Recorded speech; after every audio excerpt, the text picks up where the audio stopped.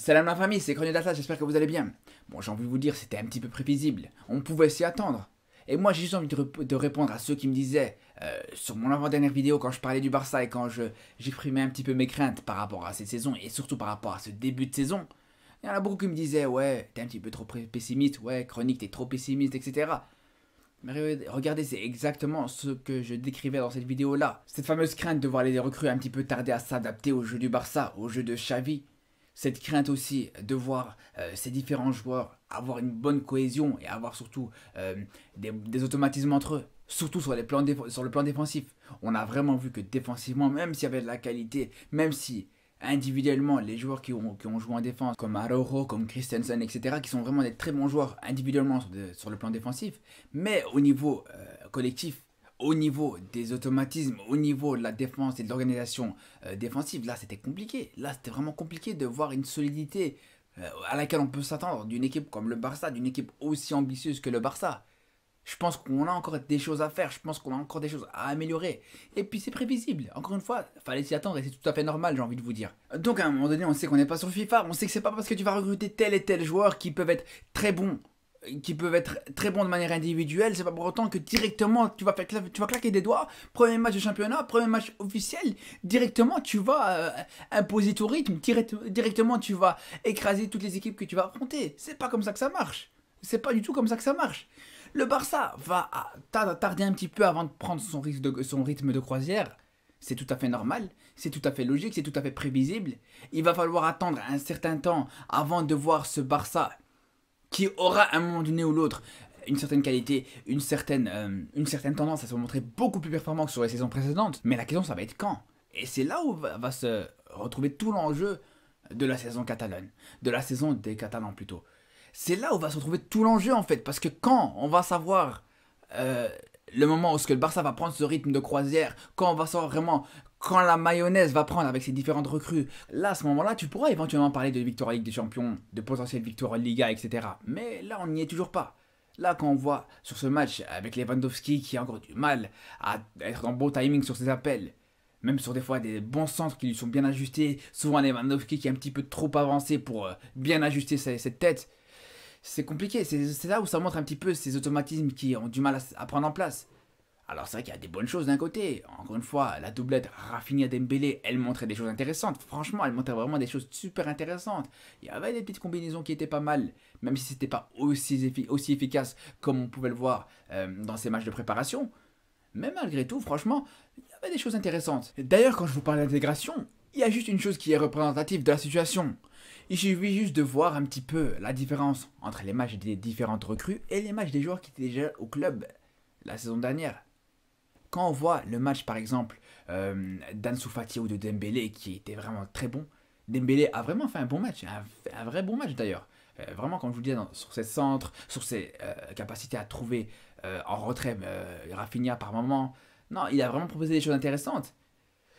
Pareil pour Ansu Fati, sur son entrée, il était exceptionnel, il a vraiment fait une super entrée Ansu Fati pour le coup. Et pourtant, pendant la prépa, il était loin d'être hyper convaincant, sincèrement.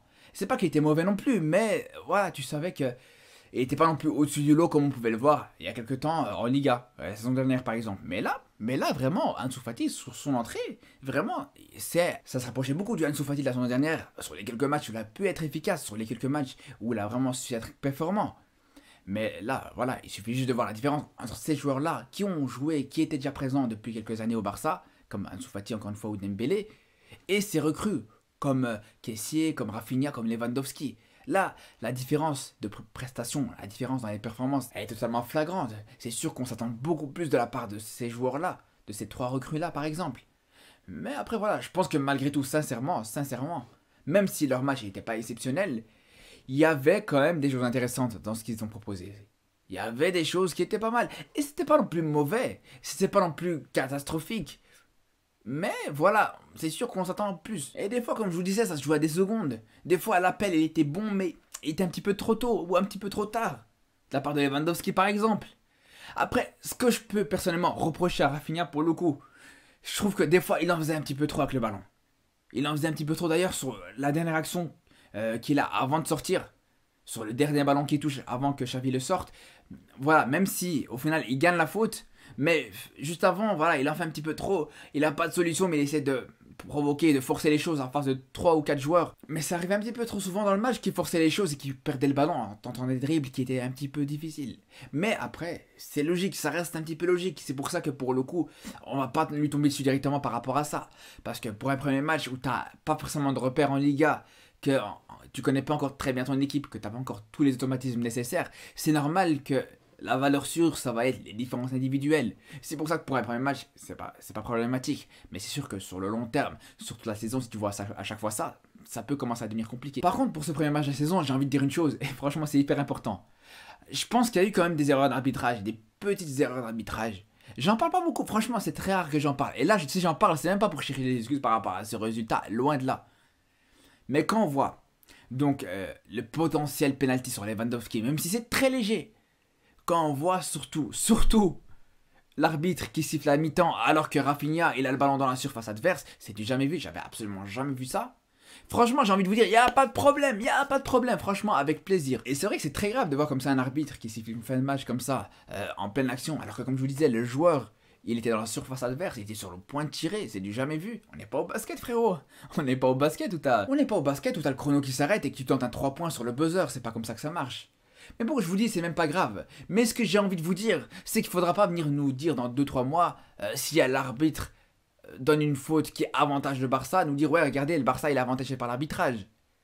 Comme il dit Bielsa, tout s'équilibre. À un moment donné, tout s'équilibre. Donc c'est pour ça, là, j'anticipe juste les mauvaises langues qui vont venir nous aspirer le cerveau et nous dire, ouais, le Barça, l'arbitrage, etc. Ah, des fois, l'arbitrage est avec toi, des fois, c'est contre toi. Sauf que quand l'arbitrage il est avec toi, t'as tendance à l'oublier. Ça, faut le dire. Par contre, quand l'arbitrage, il avantage l'adversaire ou le rival principal, là, tu le retiens très bien. Mais bon, après, voilà. Malgré tout, c'était un match intéressant pour commencer la saison. Il y a eu des choses encourageantes. Je dirais pas des choses positives, mais c'est plus des choses encourageantes. Il y a eu des moins bonnes choses. Mais c'est pas totalement inespéré, c'est pas totalement mauvais, loin de là. On va suivre chaque semaine ce Barça. Je vous avais promis de faire plus de débriefs, plus de vidéos sur le club à partir de maintenant, à partir de cette saison. Donc j'espère que ça vous fait plaisir. N'hésitez pas d'ailleurs à liker si c'est le cas, franchement. C'est hyper important pour moi, c'est hyper important pour encourager ce genre de vidéos. En tout cas, je vous retrouve très très vite pour une nouvelle vidéo. Et surtout d'ici là, prenez soin de vous.